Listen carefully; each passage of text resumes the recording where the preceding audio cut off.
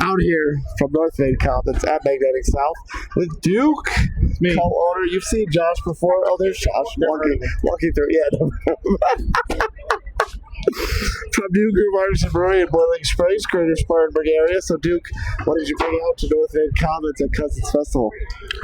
We like to bring wild stuff, so we brought our Wild. newest IPA, which I'm super excited about. That's not the wild stuff, but double dry hopped with Southern Hemisphere hops called Hops in Excess. We do it once a year, different hops each year, basically whatever exciting Southern Hemisphere we can find. This year's Rawaka, Nectaron, and Superdelic, so pretty stoked about that combination. That was my question. How does Hops in Excess differ from last year's Hops in Excess? Different three Southern Hemisphere hops. Is that always your kind of strategy going into that beer? It's the same base for that beer. It's just each year it's a kind of a play, like a playground for us with Southern Hemisphere hops. Basically, an excuse to try some different combinations, and sometimes we find things we really like that make it our way onto other beers. And the other stuff you brought, you made a comment at the beginning of the day. You brought one beer and two abominations. So the other two things we brought were both hard seltzer based. One's gluten-free sour, we call it PB&J. So jam sesh is what we call it. House roasted peanuts, Concord grape concentrate. Tastes like an Uncrustable in a glass. So you throw a sour into you consider sours and seltzers in the same category. They're not this. Well, gluten-free sour. Okay. So if you look around, if you see gluten-free sour anywhere, it basically means hard seltzer. Oh, well, that's an interesting distinction. Okay. Yep. All right. So, besides yourself, The other one we brought was they're both. I thought they're both gluten-free. the most sours. abomination of all. Yeah, the The most abomination. The third one, what I really call abominations, are we do some ice cream. We do ice cream beers and combinations of various things. PA joint theory beer. Yeah, so this was local strawberries that we processed and then blended with chocolate soft serve ice cream base and hard seltzer. So chocolate covered strawberries. And it was wild seeing people's faces when you hand them. Basically, looks like a milkshake. Yeah, right. It's hard for me to put New Groove, of course, in an underrated category. But besides yourself, who is the most underrated brewery in South Carolina? Well, underrated insinuates that people don't have respect for them, I guess, which I don't know that there's anybody really. I don't know. There's much in that boat. Let's go Hot New Brewery with Waldiero.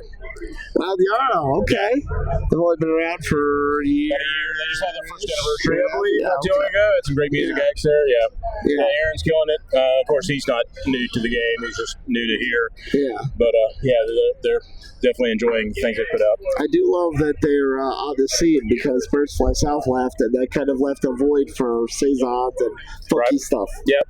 Yeah. He's filling some of that mixed fermentation space for sure. Killing IPAs, everything they make. Yes, lagers. All right, Duke, you're at a party, getting ready to wind down the night. What's the one beer style you grab, or beer specifically that you grab to say, this is it, this is my last beer, I'm out for the night? Highlight. So it's probably the first beer I grabbed too, unless First and last. we're going to stand around and watch Josh work. This garbage can. He totally could have done that without going in front of the camera, but he just wanted to make sure that everybody saw. Look, Josh is doing some work. And by the way, this interview has to go until he finishes, so I hope you got a few more questions. That's all right. I do. But Mike Lager, I guess, is probably the answer. That's hard. Passions, really, most of the time. We make lots of other stuff, and usually bring some water to drink. Highlight first and last. Yep. All right, this one may be a very specific question to New Groove because Lord knows I have seen it happen a few times at New Groove. 9 a.m., grab a beer that was here today, or just a flagship beer of the breweries represented today. What are you shotgunning at 9 a.m.? I guess high life isn't a choice there either. I mean, it could be, but you already used it, so. Yeah. Well, let's go hams. Here today. Yeah. Hams? Yeah.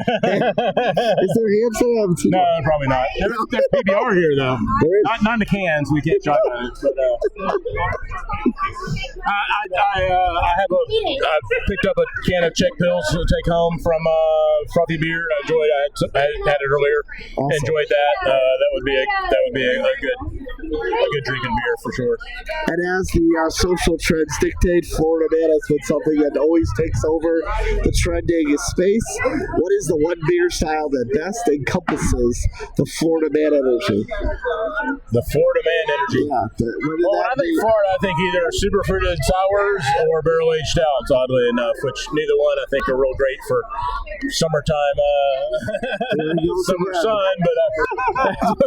But fruit sours actually been the popular pick. So yeah, I don't know. probably People are going with the chaos theory. Super fruited sours, yeah.